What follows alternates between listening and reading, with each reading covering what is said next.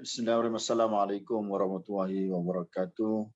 Salam sejahtera. Selamat petang. Sekarang jam 3 petang. Kita ke udara bersiaran lagi dalam forum Komuniti Bestari FKB.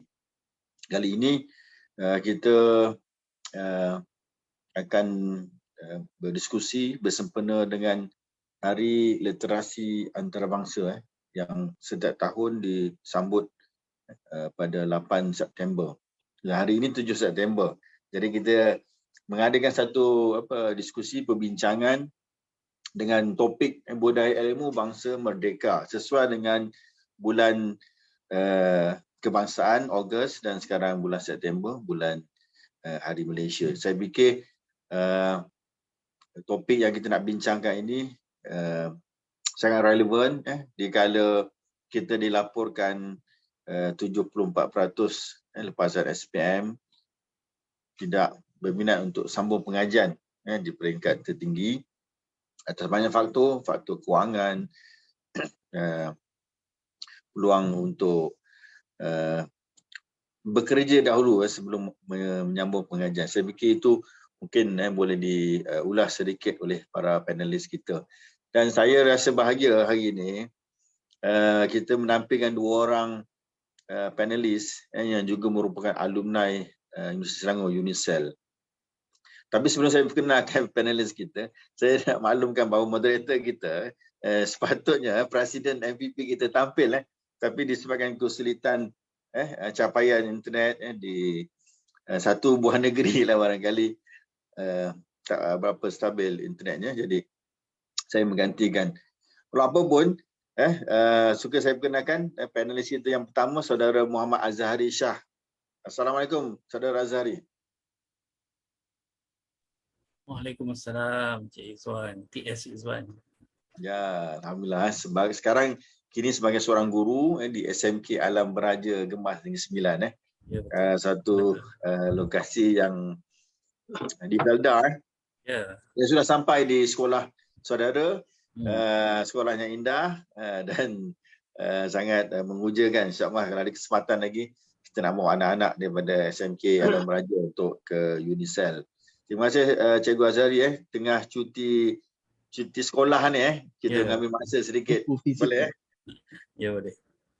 Okey, yang kedua ini orang lama alumni UNISEL, Otai.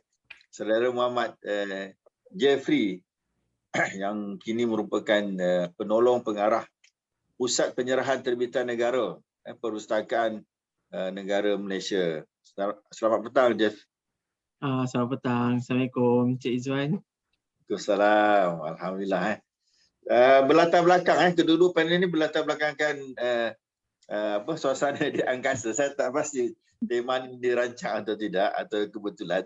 Tapi nak menceritakan bahawa tema keilmuan ni ialah yang kita dapat ni hanyalah setitis kalau dibandingkan dengan lautan. Apakah lagi kalau galaksi ni terlalu besar untuk dibandingkan dengan apa yang kita ada, yang kita faham, dengan apa yang kita telah amalkan. Baik, kalau kedua-dua panelis telah bersedia, kita nak terus kepada diskusi kita. Saudara Azhari dan Saudara Jeff, boleh kita mulakan? InsyaAllah. Okey, baik. Jadi, bertitik tolak kepada topik kita, budaya ilmu bangsa merdeka. Jadi, satu keyakinan bahawa tadi perubahan boleh dilakukan walaupun sebuah negara itu telah merdeka, telah bebas, tetapi disebabkan kejahilan, disebabkan keilmuan tidak dikuasai ataupun apa yang disebut oleh Profesor Hussein Alatas yang mengkritik masyarakat Malaysia khususnya tentang simptom ataupun orang yang disebut sebagai bebalism lah. Mereka tidak dapat memahami masalah dan tak dapat mencanangkan penyelesaian terhadap apa-apa isu yang berlaku dalam masyarakat. Jadi saya nak bermula dengan Saudara Azhari dulu. Kalau boleh mengulas sedikit tentang topik kita, bagaimana tahap masyarakat kita dalam tema literasi ataupun tema membaca ni. Kita dalam dekad membaca yang telah dimulakan oleh mantan Perdana Menteri kita, Tun Dr. Mahathir Mohamad dan juga Dr. Mazli Malik ketika menjadi Menteri Pendidikan Malaysia telah memperkenalkan tentang dekad membaca. Jadi saya fikir itu salah satu asas untuk memastikan negara kita, rakyat kita sentiasa celik dengan budaya membaca dan juga memperolehi, boleh menghadam maklumat, ilmu dan juga dapat membuat keputusan yang tepat dan menyikapi mana-mana dalam kehidupan. Jadi mungkin Azhari boleh mulakan sedikit tentang tahap budaya ilmu di kalangan rakyat Malaysia sebagai warga negara yang telah merdeka 56 tahun. Silakan Azhari. Bismillahirrahmanirrahim. Assalamualaikum warahmatullahi wabarakatuh. Terima kasih kepada TS Izwan yang merupakan juga adalah bekas pesyarah saya lah, ya, dan juga yang saya hormati kakanda saya, saudara Jeffrey, yang mungkin kita tak sempat jumpa lah, ya, tak sempat kenal di kampus. Waktu saudara Jeffrey YDP tu, saya waktu tu baru semester 1 atau semester 2 lah, ya. Jadinya kira super senior lah, kan. Ya. Baik. Jadi berkenaan soalan tadi tentang di mana tahap kita sebagai bangsa yang ada literasi lah, ya. Jadi literasi ni kalau kita takrifkan, ia adalah keupayaan manusia untuk menulis tanpa kesilapan lah, ya. Itu baru kita panggil sebagai literate, ya, someone yang literate, ya. Maksudnya kita boleh menulis tu tanpa kesilapan. Bukan maksudnya kalau kita tulis karangan tu tak ada yang silap langsung, kan. Maksudnya bila kita fikir, kita tulis, dan itu maksudnya kita ada literasi lah, ya. Dan kita juga apa yang dimaksudkan dengan literasi juga adalah kita boleh membaca dengan lancar dan betul lah, ya. Dan menyatakan pandangan dalam perbualan, ya. Itu definisi dalam kamus lah, ya. Dia waktunya maksudnya apabila orang tanya tentang kita kepada kita tentang sesuatu soalan, kita mampu menjawab dengan baik ataupun dengan jawapan yang dikehendaki lah oleh orang yang bertanya itu, maksudnya kita sudah capai tahap literasi lah, ya. Adapun ada banyak lagi literasi, ya. Literasi undang-undang, literasi advokasi, ya. Maksudnya literasi itu ada tahapan dia juga, ya. Bila kita dah lepas daripada segi literasi, daripada segi pembacaan, ada literasi lain yang kita perlu untuk belajar lah, ya. Contohnya literasi undang-undang, literasi politik, ya, literasi advokasi, literasi kemanusiaan dan sebagainya, ya. Jadi bila bercakap tentang literasi di Malaysia, kalau tidak silap saya lah, ya, saya pun tak sempat tengok statistik. Biasanya kalau saya tahu akan ditanya, saya akan tengoklah statistik dia. Tapi setahu saya, sejak mungkin dalam 3-4 tahun lepas, saya pernah tengok literasi di Malaysia lebih kurang dalam 97%, ya. Tapi adakah ia menggambarkan gambaran yang sebenar, ya? Mungkin, ya. Tetapi kita tahu juga bahawa some of the boleh kita kata sebagai data ni boleh di-doctored lah, ya. Doctored tu maksudnya boleh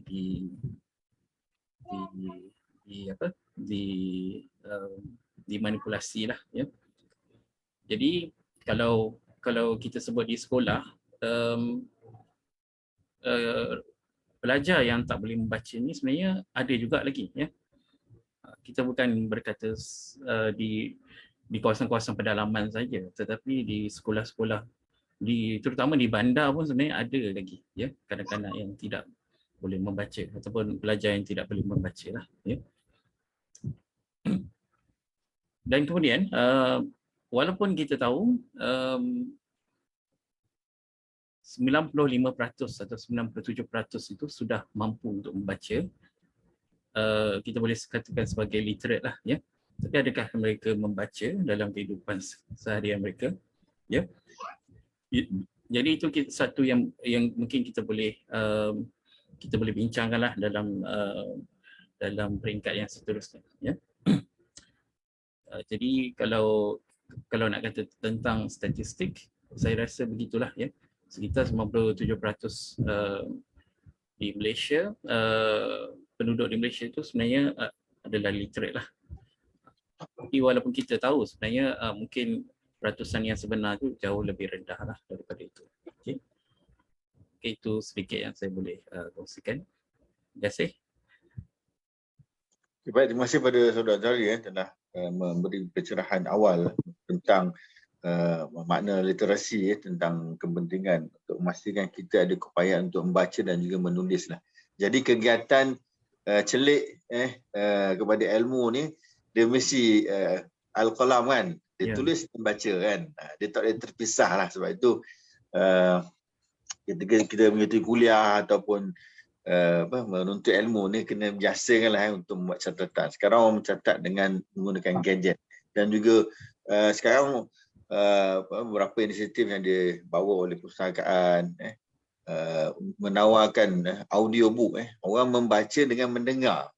Jadi saya teringat jugalah bila kita mengaji ni, ada yang kita baca, ada yang kita faham, ada yang kita dengar. Dia memberi satu terapi juga. Saya pasti orang yang baca ni sentiasa rasa bahagia. Bila masalah dia pergi membaca, dia dapat ilham baru dan dia boleh belajar daripada watak-watak yang ada dalam buku. Malah orang belajar bercinta dengan membaca, dan belajar menjadi seorang ibu dengan membaca. Jadi saya fikir satu budaya yang terus perlu dibugarkan, sama ada kita kelihatan telah ketinggalan kerana orang sibuk bermain gadget ataupun bermain e-sport, tetapi budaya membaca, habit ataupun membaca itu terus dilakukan. Jadi saya nak tanya saudara Jeffrey. Jeffrey sekarang berada di sebuah institusi yang hari-hari jumpa buku lah kan, berkeliling dengan buku. Jadi pasti satu perkara yang sangat menggembirakan. Sebab dulu saya cita-cita ni nak jadi seorang librarian, dan juga saya nak pergi ke perpustakaan di seluruh negara, di seluruh dunia yang ada lah. Tapi nampaknya tidak sampaian. Tapi bila saya nampak alumni Universiti Jeffrey yang sekarang bertugas sebagai satu orang yang bertanggungjawab menguruskan buku-buku khazanah keilmuan negara, itu satu kegembiraan kepada saya. Jadi saya nak tanya saudara Jeffrey, dengan cabaran yang pelbagai, orang sibuk tengok Netflix sekarang, orang sibuk tengok rancangan TV, YouTube, main game, dia punya attachment dengan skrin tu lebih lama berbanding dia menghadap buku yang fizikal. Adakah buku fizikal ni sudah tidak relevan? Dan juga yang saya sebut pada awalnya, orang dah tak nak sama belajar sebab nak jadi influencer, nak jadi startup founder, dengan membuat andaian mereka boleh menjana perabatan yang luar biasa. Tak payah belajar tinggi-tinggi. Tapi saya fikir pendidikan tinggi ni bukan sekadar menjadikan sumber bakal sumber tenaga manusia, tapi dia menjadi satu tanggungjawab untuk membina insan syumul yang berpegang kepada jati diri bangsa. Masih lagi terikat dengan tema mempertahankan kedaulatan negara. Jadi bagaimana saudara melihat tentang diskusi yang saya lontarkan tadi, Jeffrey? Okey, Assalamualaikum. Terima kasih kepada Tuan Moderator Encik Izwan. Terima kasih juga kepada rakan panel saya Encik Ashari. terima kasih juga diucapkan kepada Ustia kerana sudi menjemput saya menjadi sebahagian daripada panel program Community Bistaris sepanjang Hari Literasi. Okey, saudara Encik Azari dah memberitahu maksud literasi. So saya tambah sikit, Hari Literasi Antarabangsa ni disambut pada 8 September setiap tahun dan diisytiharkan oleh UNESCO pada 26 Oktober 1966 pada sesi ke-14 Persidangan Umum UNESCO. Itu sedikit lah macam mana kita dapat pengiktirafan Hari Lestari Antarabangsa ni lah. Berbalik pada soalan Cik Izwan, bagaimana cara budaya membaca ke arah kecemerlangan negara. Okey, itu besar cabaran sebenarnya untuk kami sebagai librarian sebab literasi yang kami amalkan adalah literasi maklumat. Macam mana kita nak menyampaikan maklumat kepada komuniti sekitar. Macam mana kita nak macam dulu perpustakaan hanya menyediakan buku dan menunggu user datang, iaitu pengguna datang ke perpustakaan. Tapi kami sekarang perlu ambil inisiatif baru dan menggunakan cara dan teknik literasi maklumat. Macam mana kita nak menyampaikan maklumat yang ada, yang dikumpul dan yang telah dijadikan sebagai khazanah negara untuk disampaikan kepada negara, kepada rakyat sekeliling. Okey, ini salah satu menjadi hasrat kerajaan bagi memastikan semua rumah beri bahan bacaan sendiri. Namun terdapat kajian menunjukkan buku terbitan tempatan maupun luar negara begitu mahal, menjadikan halangan kepada isi rumah untuk memiliki buku tersebut sebagai koleksi mereka di rumah. Apabila kita bercakap dengan trend budaya membaca, kita pasti tahu minat membaca di kalangan rakyat Malaysia ni amat berkurang. Lagi-lagi bila dah dengan teknologi era sekarang yang bermain dengan gadget saja. Sebab penyalahgunaan, bukan nak cakap penyalahgunaan gadget, sebab kita belum ada pendedahan kepada rakyat Malaysia. Dengan gadget tu kita boleh mengakses maklumat, boleh membaca, iaitu dari segi macam PNM sendiri menyediakan platform perpustakaan digital, portal YouPustaka. Sebanyak 1,700 pengguna sehari telah mendaftar, meningkat sebanyak 241 kepada 5,800 pada PKP 3.0 dilaksanakan pada 1 Jun 2021.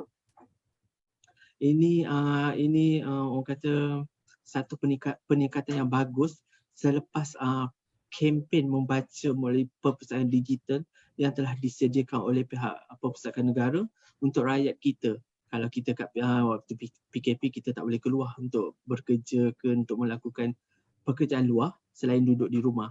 So ini salah satu inisiatif yang PNM telah bawa kepada rakyat Malaysia, dekat rumah pun boleh membaca buku. Okay. And then dari segi pemilihan bahan bacaan, dia pemilihan bahan bacaan berkualiti sangat penting dan memastikan perubahan sesuatu bangsa terus berkembang. Okey.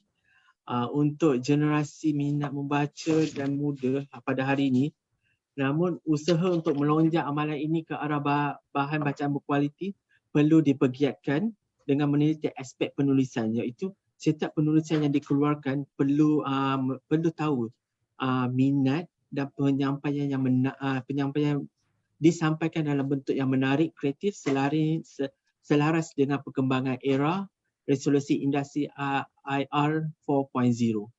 Saya rasa menjawab persoalan yang ditujukan oleh Tuan Moderator ni.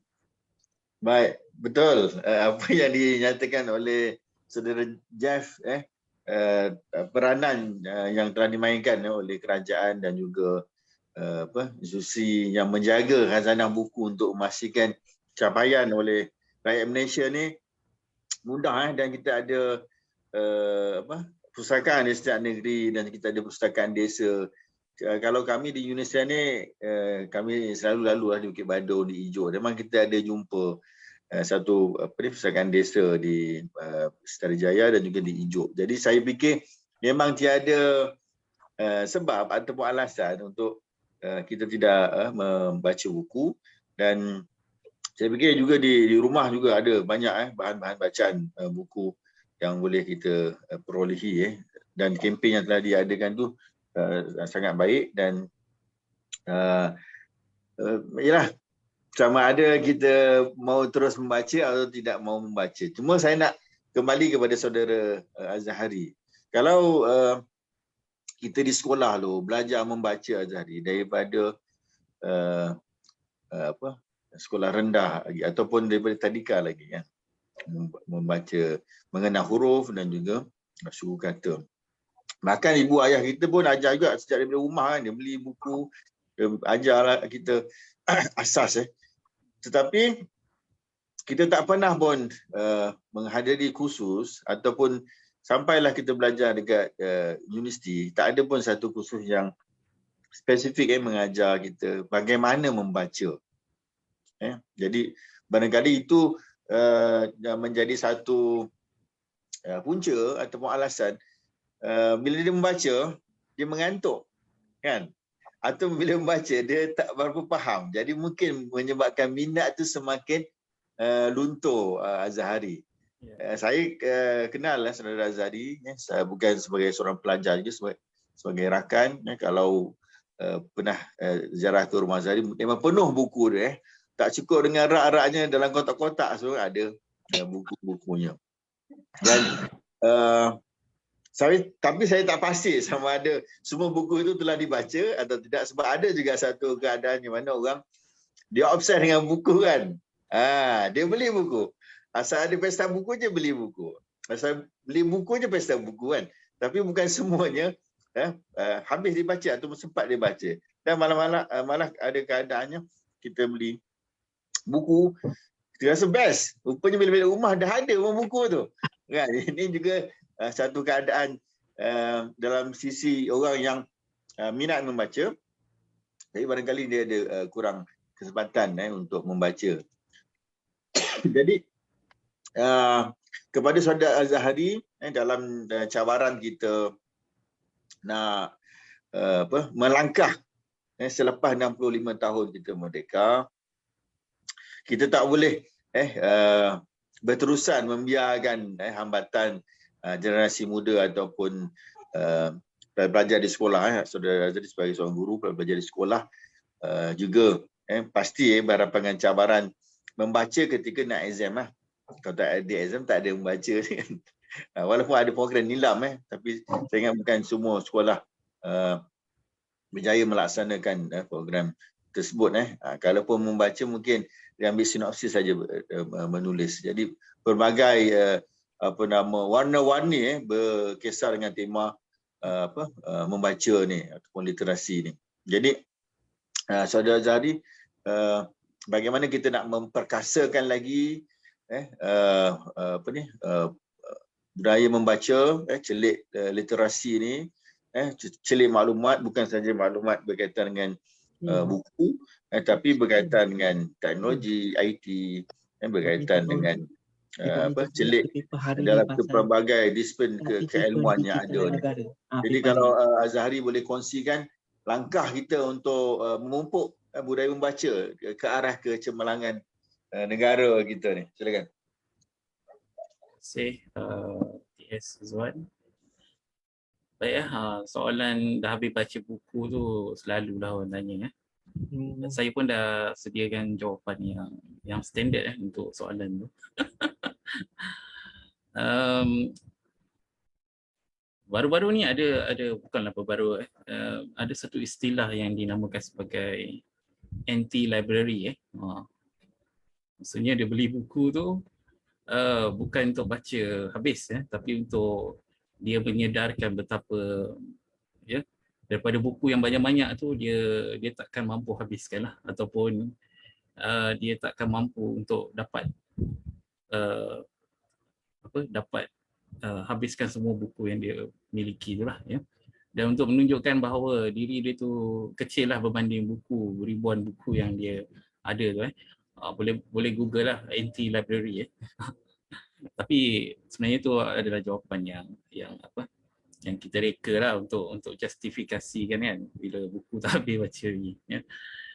Ataupun kita guna istilah sundoku kan, ya. Suka beli buku tapi tak baca. Ya. Baiklah. Kalau nak ikutlah daripada segi buku saya hampir 3,000 lah, ya. Jadi kalau kita kira satu hari satu buku pun 3,000 buku. 3,000 hari baru habis lah dalam 10 tahun, 15 tahun baru habis. Ya. Jadi in terms of dapat habiskan buku ke tak tu, saya rasa hampir mustahil lah untuk habiskan. Sebab saya boleh katakan sepanjang pembacaan ni pun kita baru mampu untuk baca lebih kurang 1,000 buku lah, ya. Kalau ikut statistik dekat Goodreads, ya.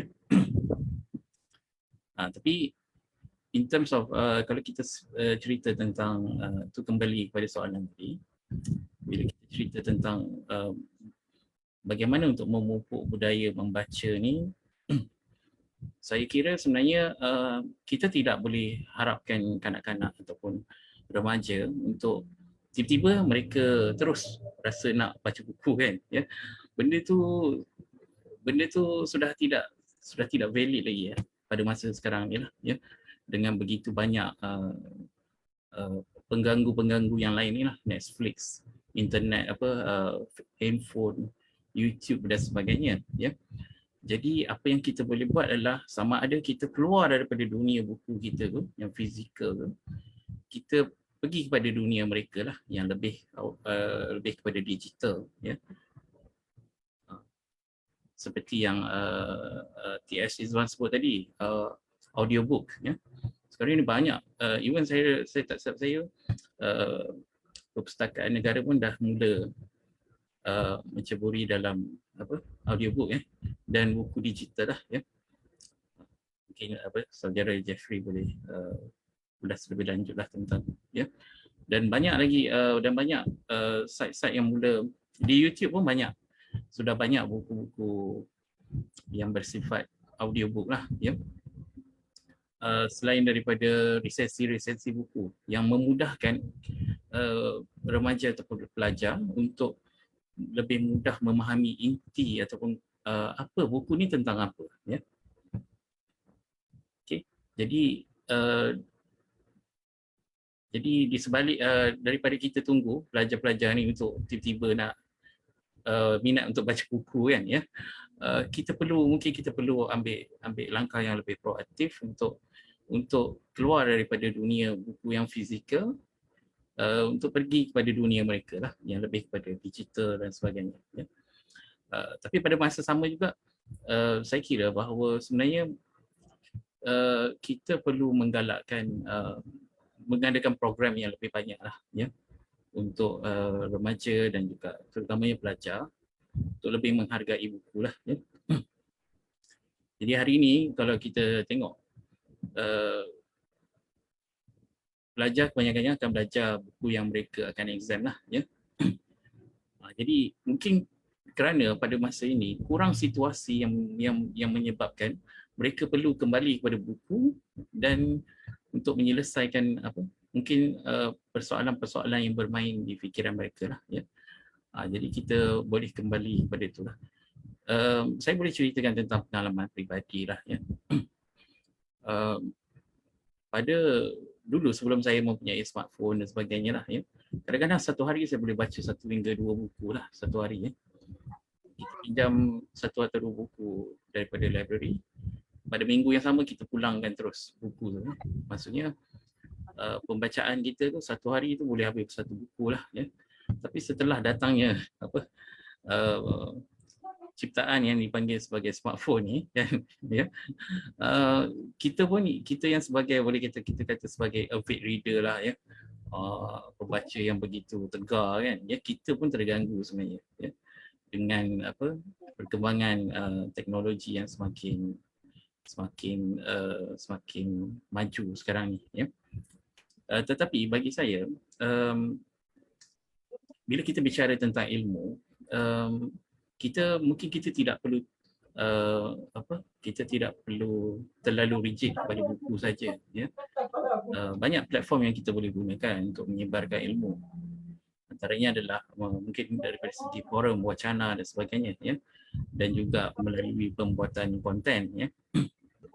Jadi kalau kita nak kata in terms of pengambilan ilmu tu, sumber itu mungkin pada waktu ketika ini sudah berubah, ya. Mediumnya itu sudah berubah daripada, kalau dulu mungkin kalau kita nak masak lah, ya, paling simple lah masak, kan. Kita nak masak, katalah kita nak masak asam pedas, kan. Kalau dulu mungkin kita perlu beli buku resepi lah, ya. Kita buka satu-satu, kan. Ya, bila kita dah buka, kita dah tengok list tu semua, barulah kita beli barang, ya. Tapi hari ni kita boleh dapat, kita Google saja, keluar dalam YouTube, seminit resepi, kan. Seminit je resepi, kan? Jadi kita boleh terus belajar, ya. Jadi in terms of kalau kita nak kata daripada segi bila tak membaca buku tu, mereka tidak ada medium yang mereka gunakan untuk dapatkan ilmu, juga bagi saya tidak tepat, ya. Jadi sebenarnya kita daripada segi, sebab kita sebagai pendidik juga, kita melihat bahawa macam mana mereka boleh tahu tentang perkara ni, ya. Padahal mereka tak membaca daripada buku, kan, ya. Jadi kita sedar bahawa ada medium-medium lain yang mereka gunakan untuk mendapatkan ilmu tersebut lah, ya. Utamanya dengan sekarang ni, dengan adanya medan TikTok dan sebagainya lah, ya. Jadi itu kalau kita kata tentang kita keluar kepada dunia mereka lah, ya. Tapi bagaimana untuk menjemput mereka kembali kepada buku fizikal, kan, ya. Jadi itu perlukan satu program yang lebih kita katakan lebih tersusun, ya, yang jauh lebih baik daripada nilam, ya. Dan sudah tentu memerlukan dana yang lebih besar lah, ya. Kerana kita tahu di sekolah adalah tempat yang paling sesuai untuk kita implementasikan program-program pembacaan tersebut, ya. Tapi kalau kita nak kata in terms of tak ada penambahan, ada, ya.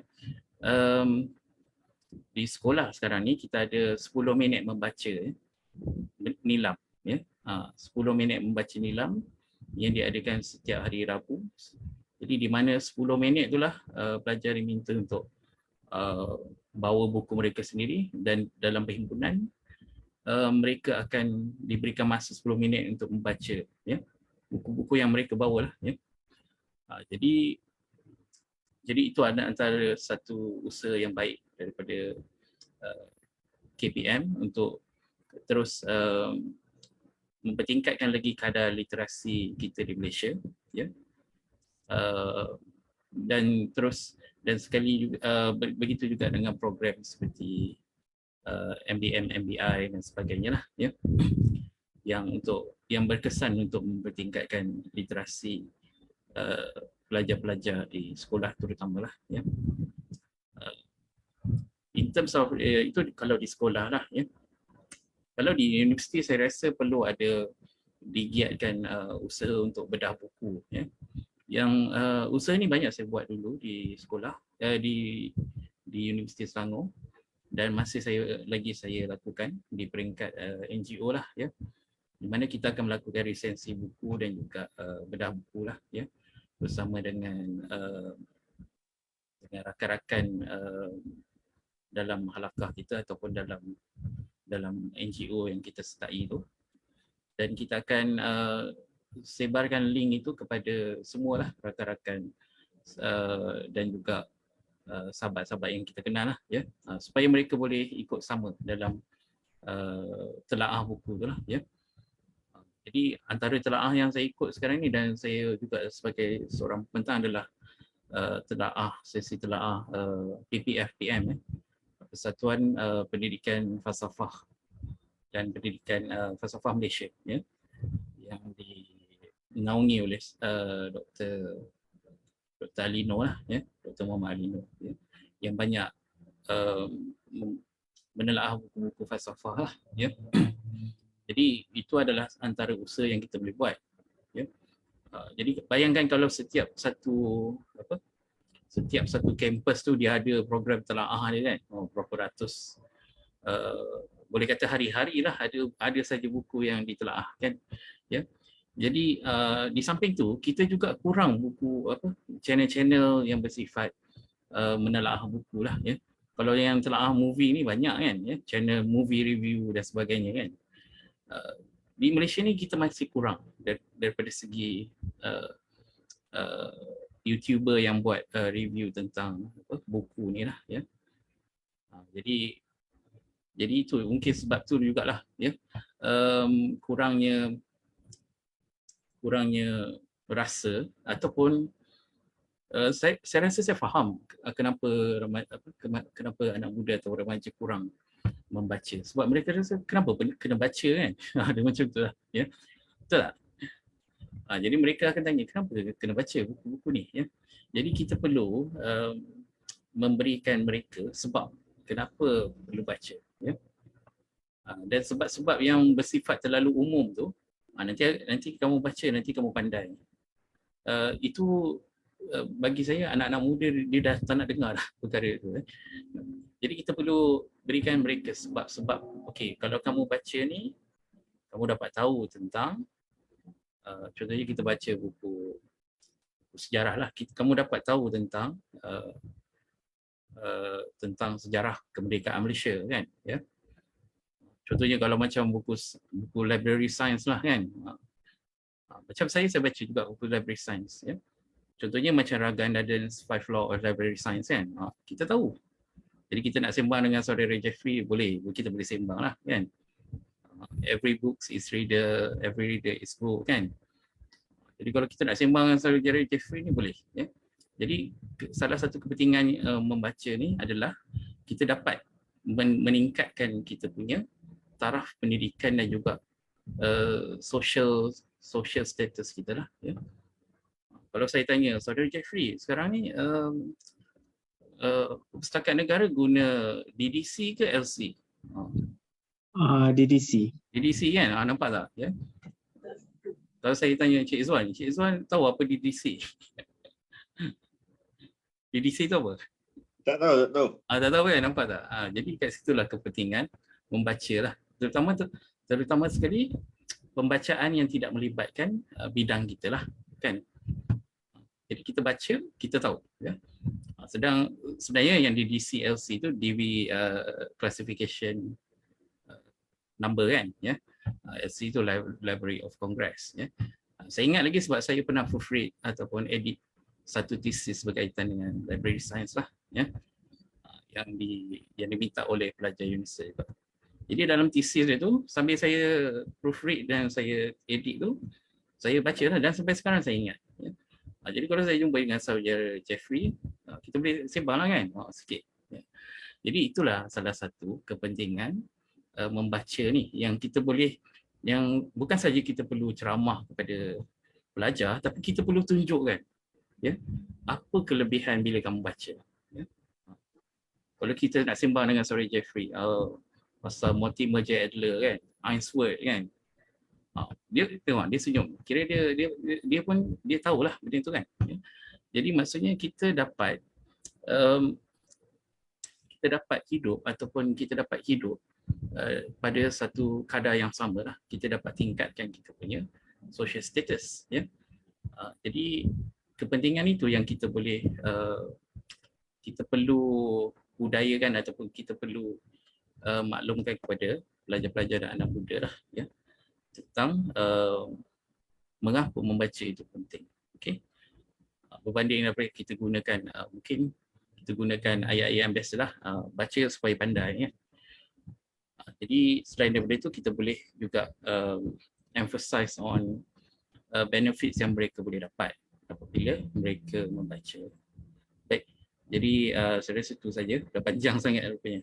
Okey, saya kembalikan kepada TS Izzuan. Terima kasih Azhari yang mengupas tentang kepentingan membaca. Maksudnya dalam disiplin ilmu kita ni, kita tidak terperangkap dengan satu disiplin saja, sebab dalam kehidupan kita akan jumpa dengan pelbagai orang kan. Sebab tu kita perlu membaca dalam sisi pandangan yang lain supaya tasawur atau pandangan hidup kita ni lebih luas lah. Kita tidak berada dalam yang kita panggil apa? Katak di bawah tempurung kan. Kita kena baca tema-tema ekonomi, politik, kenegaraan dan sebagainya. Sebab kita adalah entiti rakyat dalam sebuah negara, jadi kita tak boleh serahkan saja satu-satu perkara itu kepada orang yang kita rasa dialah pakar.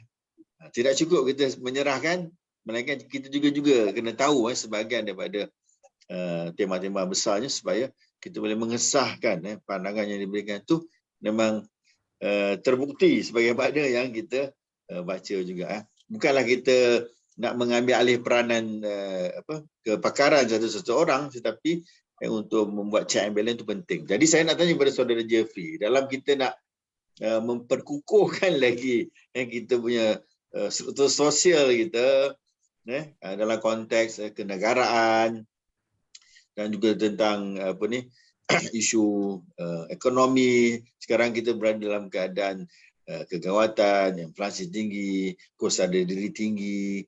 Jadi betul ke dengan membaca ni kita boleh selesaikan masalah ekonomi kita, kita boleh selesaikan masalah politik kita. Jadi bagaimana Pusakaan Negara menawarkan satu, sebab Saudara Jeffrey sebut tentang Pusakaan bertanggungjawab untuk memastikan pemeliharaan khazanah keilmuan negara bukan pada era sekarang saja, tetapi sejak dahulu lagi tradisi keilmuan yang telah dimulakan oleh ilmuwan cendekiawan dipelihara kitab-kitab karangan mereka. Jadi bagaimana keupayaan ataupun agenda literasi maklumat yang telah dimainkan oleh Pusakaan Negara dalam memperkayakan minda rakyat kita ni supaya mereka ada peranan dalam mencorak atau memberi sikap yang tepat dalam soal politik, ekonomi dan juga pendidikan. Silakan Jeffrey. Okey, nak menjawab persoalan tu agak susah juga, tak apa. Saya try mengupas soalan daripada Cik Izwan. Okey, untuk makluman semua, PNM sebagai pemegang taruh mampu menjadi pemacu Malaysia ke arah negara membaca pada tahun 2030. Untuk makluman semua, Perpustakaan Negara ini ditubuh berdasarkan Akta Perpustakaan Negara pada tahun 1972 dan berfungsi sebagai ejen yang menggalakkan dan memudahkan penanaman sifat gemar membaca di kalangan rakyat Malaysia. Okey, PNM sentiasa memainkan peranan dan memastikan rakyat Malaysia membaca. Antara perkara yang dilaksanakan adalah penggubalan dasar buku negara dengan salah satu matlamatnya untuk memastikan rakyat di negara ini mempunyai minat membaca menjelang tahun 2000 serta masyarakat boleh dianggap 100% minat membaca. Okey, selain itu MOTEC, Kementerian Pelancongan Seni dan Budaya dengan kerjasama Persatuan Penerbit Buku Malaysia MABOPA dan Persatuan Penjual Buku Malaysia telah berjaya melaksanakan program penebusan baucer buku Semarak Membaca pada tahun 2021 dan 2022. Dari segi ini kita boleh membantu rakyat Malaysia, kita bagi baucer buku untuk mereka membeli buku di pasaran kedai-kedai buku yang mereka minat lah. Program ini mencapai kejayaan dalam tempoh 2 bulan sebanyak 88,500 keping baucer buku telah berjaya ditebus oleh keluarga Malaysia. Maksudnya rakyat Malaysia masih ada lagi ke Jeffrey voucher ni? Ada. Pada tahun ni sebanyak 2 juta kita telah diperuntukkan berbanding pada tahun 2021. Penebusan pada tahun 2022 ni berakhir pada 31 Ogos. Tapi masih dalam perbincangan untuk mengajak waktu kita panjangkan tempoh tu. Menarik. Itulah salah satu yang dari segi ekonomi yang kita boleh bantu rakyat Malaysia untuk memberikan diorang membeli buku di kedai buku lah. Dan dalam masa yang sama kita membantu industri perbukuan untuk diorang survive lah dekat dunia kita ni. Nilai voucher berapa Jeffrey kalau boleh kongsikan? Voucher buku tu ada, dia ikut kita punya pembelian dia. pembelian buku tu ada RM20, RM5, dari segi situlah. Okey. Okey.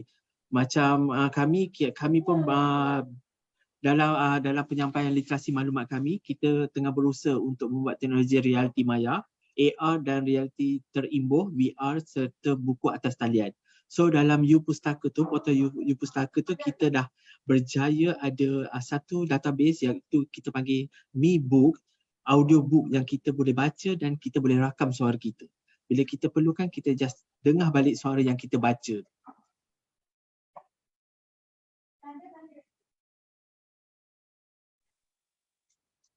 Okey Jeffrey. Okey. Ada lagi? Oh, itu je kot. Oh, okey, baik. Saya tak prepare. Maksudnya tawaran voucher tu akan dilanjutkan masih dalam pertimbangan. Saya mungkin terlepas pandang. Jadi nampaknya kita kena ambil peluang kerana ditawarkan 2 juta nilaiannya. Saya fikir itu perlu direbut oleh rakyat Malaysia. Yang sudah minat membaca boleh ambil peluang, yang belum lagi inilah masanya kan untuk kita dapat. Jadi boleh dapatkan maklumat lanjut di pustakaan terdekat lah, Saudara Jeffrey. Tak, kedai-kedai buku. Kedai-kedai buku Ya, kedai-kedai buku. Voucher tu dia boleh jemput yang besar lah. Di kedai-kedai buku. Kita boleh masuk dalam Google cari penebusan voucher buku. Nanti dia akan ada senarai kedai-kedai buku yang terpilih. Sebab sekarang Jeffrey, kita orang beli buku online. Jadi adakah itu juga masih lagi layak untuk dapat voucher buku? Ada, Shopee pun bekerjasama dalam program ini. Ada kedai buku yang menjual buku di dalam talian. Buku hanya buku-buku Malaysia saja, tidak buku-buku import. Ya, betul. Okay, ini untuk menyokong industri pembukuan. Jadi saya ingat negara dapat mengukuhkan lagi aspek ekonomi. Sebab kalau mati industri ni, habislah. Macam mana kita nak dapatkan buku-buku untuk dicetak, sebab kita tahu buku-buku yang dicetak kalau tidak terjual dengan baik, dia akan mengganggu lah kitarannya tu. Okey, menarik. Terima kasih kepada Saudara Jeffrey. Okey, sebelum kita lanjutkan, kita ada soalan yang dikemukakan oleh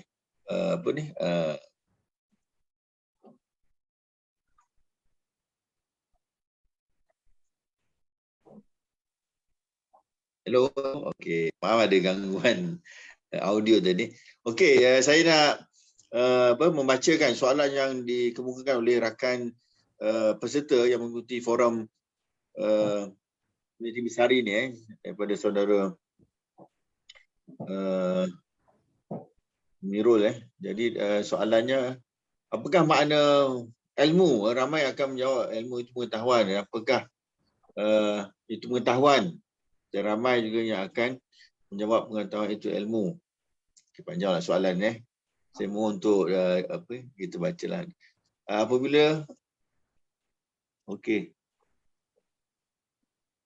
Jadi mungkin saudara ditujukan soalan ni kepada Saudara Azhari. Jadi Azhari kena jawablah soalan ni kan. Tentang bagaimana kita boleh menghayati makna ilmu itu sendiri. Kita mulakan dengan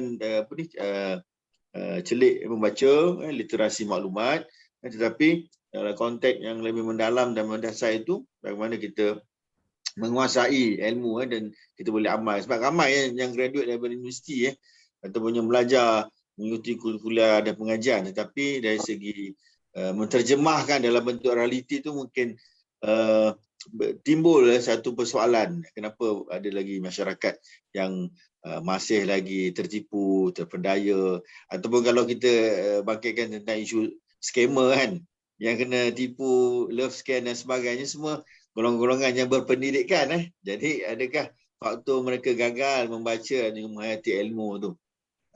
Itu pertanyaan yang dikemukakan oleh Saudara Amirul. Yang kedua, soalan ditanya kepada Encik Saudara Jeffrey.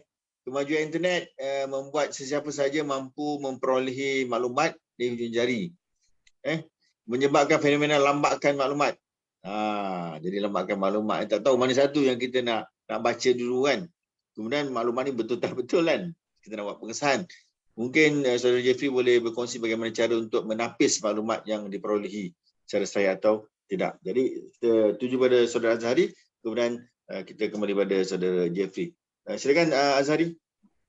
Baik, terima kasih kepada Saudara Amirul. Saudara Amirul ni saya kenal lah. Dia alumni Unisal juga.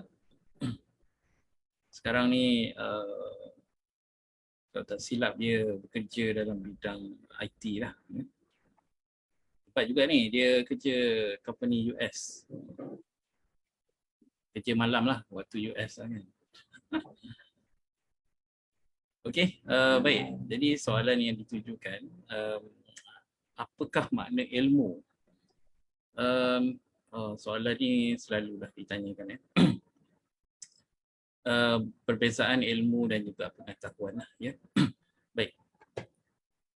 Okey, secara mudahnya lah untuk kita sebut perbezaan tentang pengetahuan berasal daripada perkataan tahu. Ilmu itu adalah perkataan ilm ya, iaitu mempunyai kita ada ilmu tentang sesuatu itulah ya. Contohnya lah yang paling mudah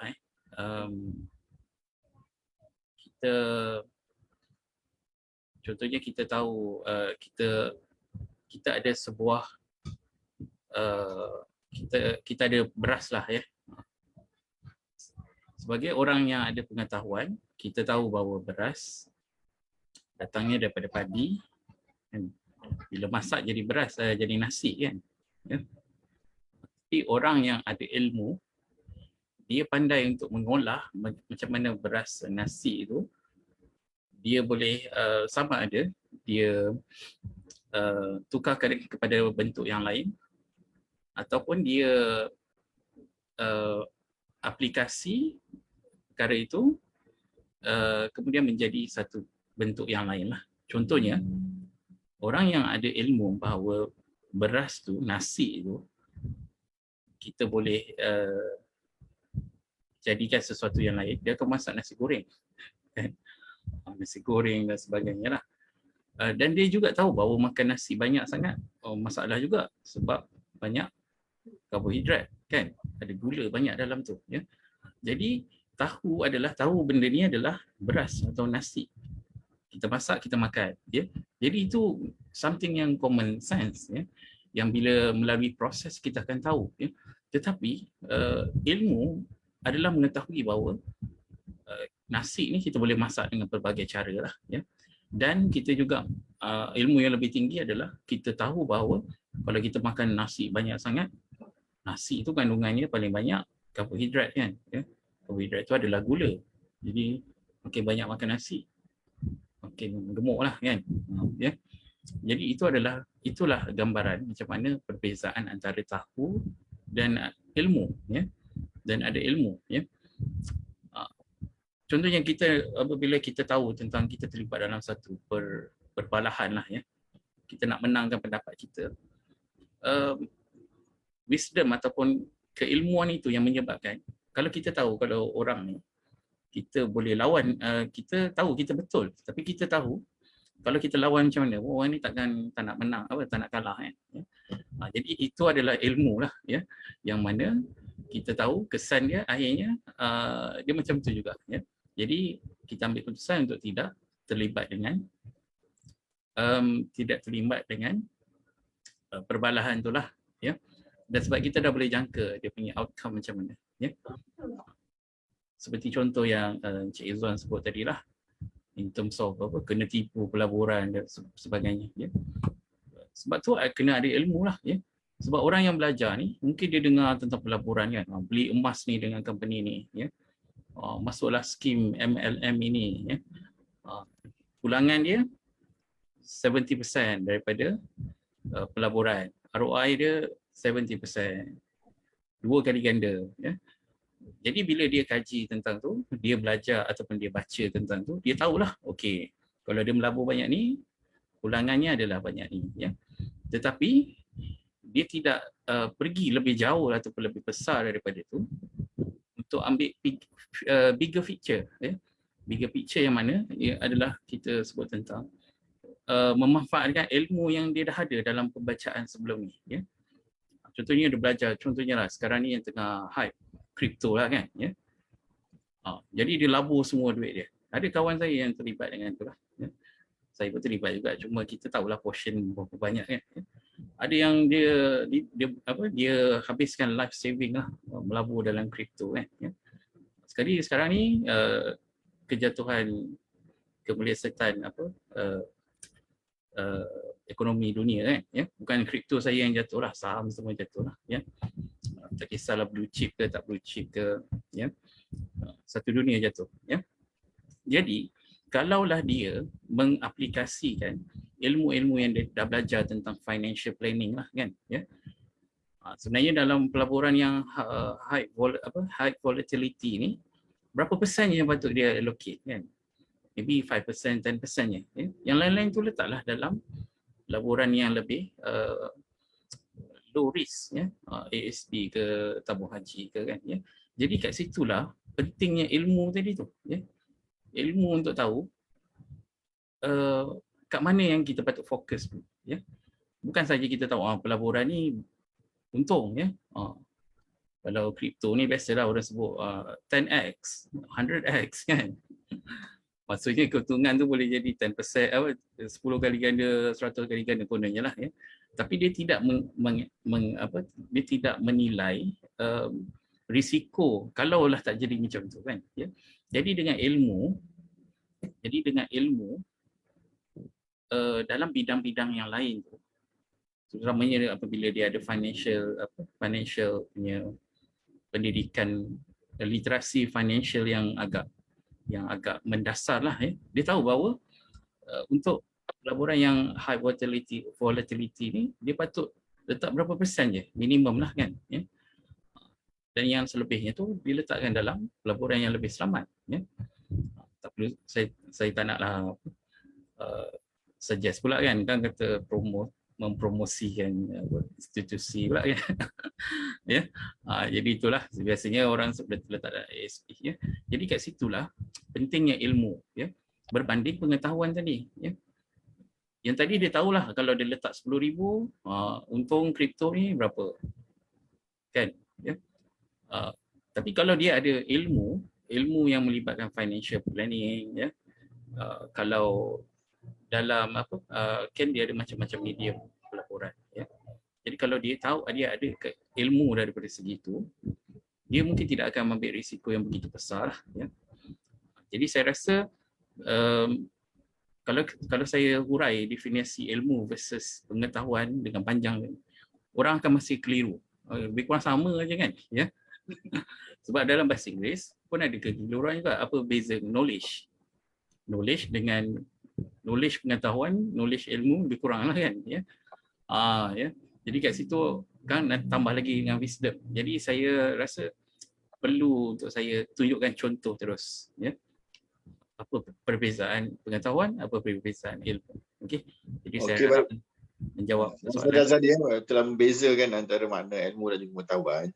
Mungkin kita perlukan lanjut untuk perbincangan yang lebih mendasar dan juga ada nilai falsafah. Tapi sekurang-kurangnya kita jelas tanpa ilmu ni kita tanpa dapatan maklumat yang tepat, kita buat keputusan yang cetek lah, akhirnya akan merana diri dan juga keluarga. Jadi saya nak kembali pada Jeffrey. Jeffrey, pertanyaan tadi tentang menapis maklumat, Jeffrey. Nak tentukan sahih tak sahih ni. Ini jadi satu cabaran juga kan. Dan terlalu banyak lambatkan maklumat ni. Mesti bila ni nak bacanya? Silakan Jeffrey. Okey, untuk menjawab soalan bagaimana cara untuk menapis maklumat yang diperolehi itu sahih atau tidak. Okey, benda ni berbalik pada minat membaca. Kalau kita tak membaca, kita tak tahu maklumat. Ini tak, bila ada kat media sosial kita share, tapi kita tak tahu kesahihan maklumat tu di mana. Okey. Berbalik pada literasi maklumat, iaitu kemahiran memboleh individu mengenal pasti keperluan maklumat. Okey, dekat sini saya bersimpulkan ada beberapa peringkat yang kami apply dan kami terapkan kepada semua pengguna dekat sini melalui literasi maklumat. Okey, mengenal pasti keperluan maklumat. Kedua, mengenal pasti dan mencari sumber maklumat yang sahih. Mengesan memilih maklumat dan menilai maklumat. Mengurus dan menyusun maklumat. Menganalisis, mengolah dan mengulas maklumat secara beretika. Okey, mempersembahkan maklumat dengan efisien dan hasil idea-idea baru. Okey, dengan ni macam mana kita nak menilai sama ada maklumat yang kita terima tu sahih ke tak sahih? Menilai boleh kepercayaan sumber, iaitu kalau dari Facebook status seseorang tu macam menceritakan emosi dia hari ni, apa yang berlaku dalam dirinya, saya rasa itu bukan maklumat yang sahih lah. Yang kedua, semak maklumat tu di Google. Contoh macam baru-baru ni isu-isu yang berkaitan dengan hukuman lah, apalah itulah kan. So kita tengok di Google adakah daripada macam sumber-sumber media yang boleh dipercayai. Contoh macam Awani, Bernama, itu sumber-sumber yang boleh dipercayai. Baca isi kandungan tu dan semak dengan segera. Jangan sentiasa berfikir sebelum berkongsikan maklumat tu. Okey, semak alamat pautan sebelum kita nak baca lebih lanjut tentang maklumat yang kita terima. Contoh, kebanyakan zaman sekarang semua bagi link, baca melalui link. So kita kena menyemak pantauan link tu sahih ke tak sahih, sama ada boleh dipercayai ke tak boleh percayai. And then menerusi tools lah dalam talian untuk memeriksa pemilik laman web tu. Periksa siapa pemilik tapak itu, sama ada dia meragui atau tidak. Kalau meragui, saya rasa kita tak perlu kot share maklumat-maklumat tu. Macam saya share lah pengalaman saya macam mana saya nak memastikan maklumat itu sahih sebelum saya berkongsi. Pertama, saya semak sumber berita sebelum memanjangkan maklumat yang saya terima tu. Kedua, fikir manfaat berita tu sebelum berkongsi atau memanjangkan maklumat tu. Apa manfaat saya selepas saya berkongsi maklumat tu? Adakah maklumat yang saya kongsi ni akan digunakan atau akan digunakan oleh orang, ataupun apa manfaat kepada orang bila saya berkongsi ni? Ketiga, berhati-hati dengan cerita emosi. Macam saya cakap tadi lah, macam status. Kebanyakan orang berkongsi maklumat melalui status dan dia mengambil status orang dan berkongsi maklumat kepada orang lain. Okey, James, ada satu lagi soalan susulan. Ya. Perbandingan di antara perpustakaan di desa dan juga di bandar. Kalau ada pertanyaan daripada sahabat kita daripada di Facebook ni, dia kata buku-buku dekat library bandar banyak pilihan, tapi kalau desa ni kurang sikit. Jadi itu yang dikatakan barangkali boleh menjadi punca untuk orang kurang untuk membaca. Mungkin sedikit komen Jeffrey, ringkas. Berkaitan dengan perpustakaan. Saya rasa boleh tanya kot dengan yang menanya soalan, bila last kali dia pergi perpustakaan desa? Okey, untuk makluman semua, untuk perpustakaan desa pun kami membekalkan buku baru sebab kita membuat perolehan buku sama je, kita akan membeli 4 atau 5 kopi naskah, iaitu kita akan hantar satu naskah kepada perpustakaan desa kita. Okey, salah satu lagi usaha librarian dekat situ, macam mana dia kena ada bonding dengan komuniti sekitar. So rakyat ni kita perlu mendekati dia. Kalau kita tunggu dia datang ke perpustakaan memang tak. So tugas seorang librarian sebenarnya berat untuk menyebarkan maklumat kepada komuniti. Usaha dari segi maklumat, buku-buku tu saya rasa dah updated dan terkini rasanya buku-buku kat perpustakaan desa. Okey, salah satu cara untuk memastikan maklumat tu terkini tak terkini, boleh je pergi kat perpustakaan negara tu. Dekat situ kita boleh mencadangkan apa keperluan orang-orang di situ. Contoh, okey, saya nak buku dari segi masakan. Just bagi je cadangan kat librarian tu akan bawa benda tu kepada kami dan kami akan InsyaAllah kami akan ambil tindakan lah mengikut keperluannya. Baik, terima kasih Jeff. Saya mengesahkanlah maklumat Jeff tu sahih lagi benar sebab saya selalu berkunjung ke perpustakaan desa di Batam Bintai, di Putrajaya. Memang buku baru. Memang buku baru. Jadi akan mengantar satu naskah kepada perpustakaan desa. Ya, betul. Saya bawa anak-anak saya dan mereka sangat teruja dan memang buku-buku dalam keadaan yang baik, sempurna lah. Jadi sudah sampai masanya untuk kita kembali singgah ke pustakaan-pustakaan di desa. Lebih jimat, tidak perlu lagi berbelanja lebih kerana kita boleh meminjam buku. Okey, sebagai penutup kita dah jam 4.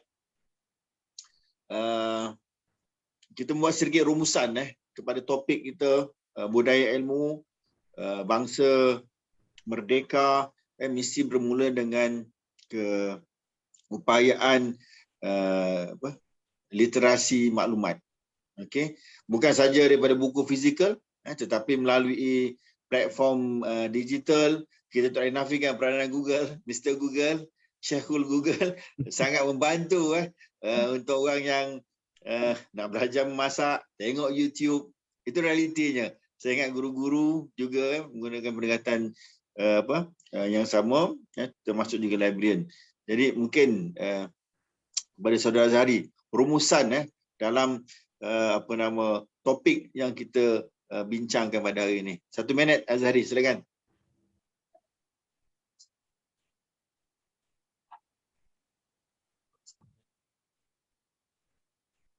Boleh Azhari? Okey. Alright. Sorry. Sangkut sikit. Jelas tak suara? Jelas. Okey. Jelas. Baik, terima kasih kepada Encik Izwan. Baik, jadi kita kembali kepada asas kepentingan membaca buku lah ya. Jadi membaca buku ni seperti yang dilandaskan oleh Islam, iaitu Iqra ya. Iqra bismi rabbikal ladzi khalaq ya. Maksudnya bacalah ya. Bacalah supaya kita bijak dan kita pandailah ya.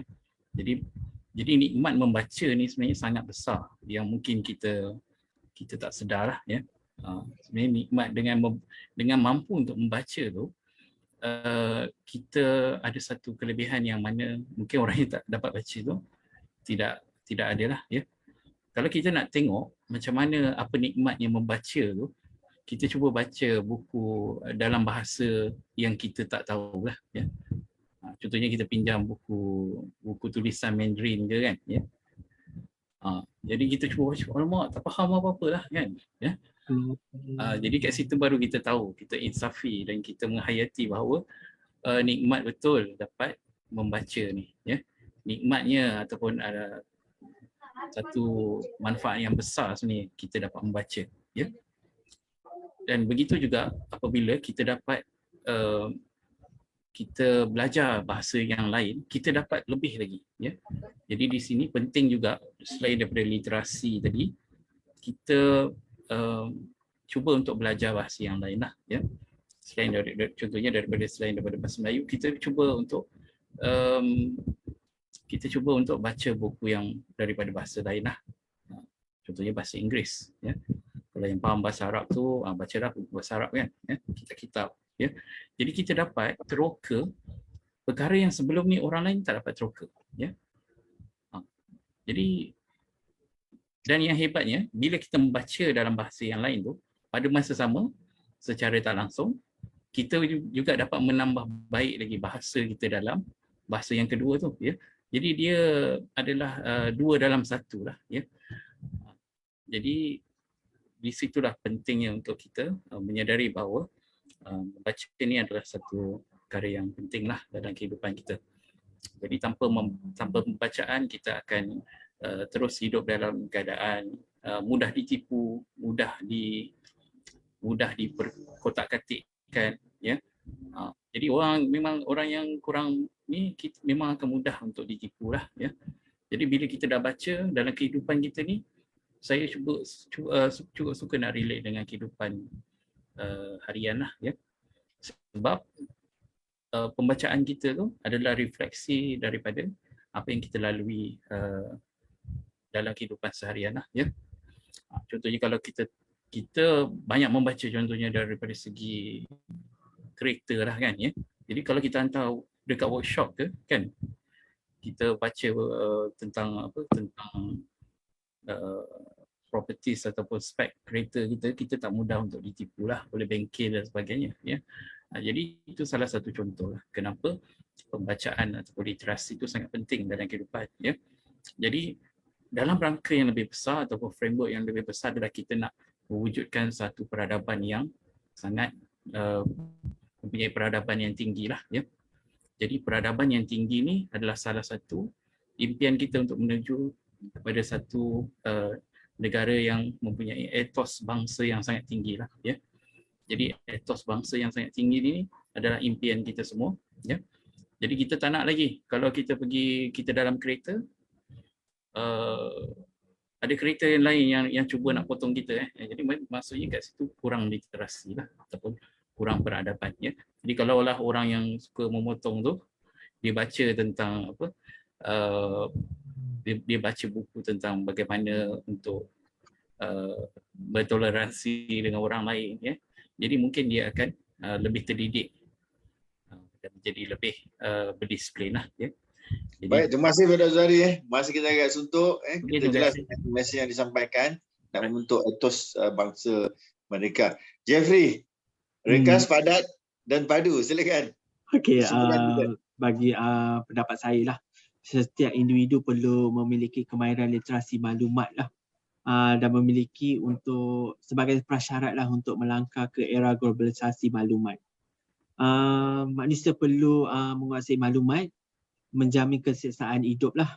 Setiap individu berhadapan dengan maklumat. Perlu tahu beza dan menilai kesahihan maklumat kerana maklumat sentiasa berganda-ganda. Setiap hari kita menerima maklumat, setiap hari kita dapat maklumat. Walaupun kita tak memberikan maklumat, kita sentiasa menerima maklumat. So, setiap individu juga perlu beretika dan menggunakan dan menghasilkan maklumat-maklumat baru menjamin kesinambungan peradaban dunia lah.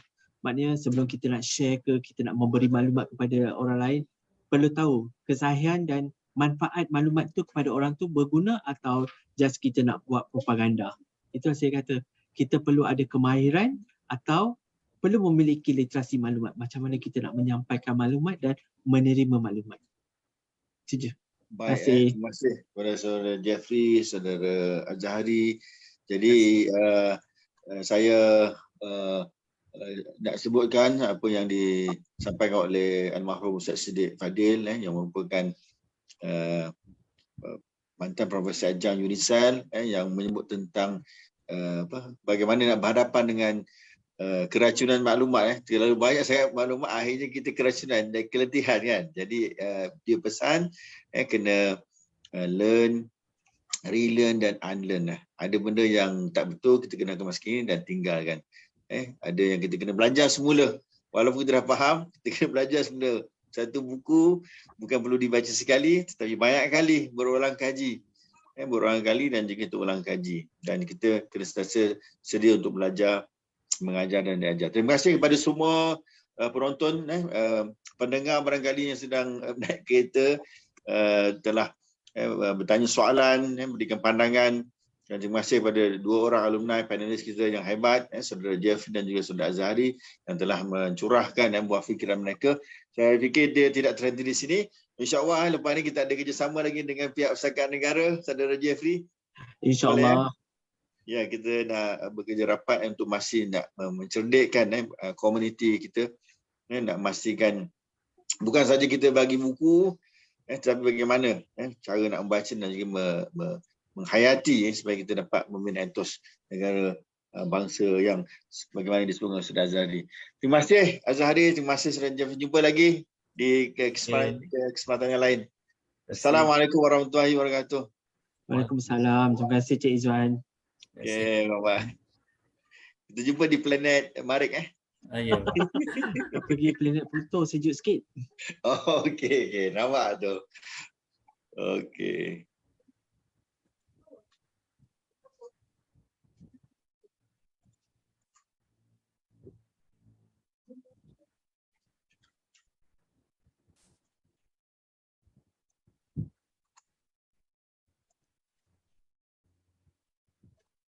Okey, terima kasih Jeffrey. Jumpa Ya, lagi. terima kasih banyak-banyak juga.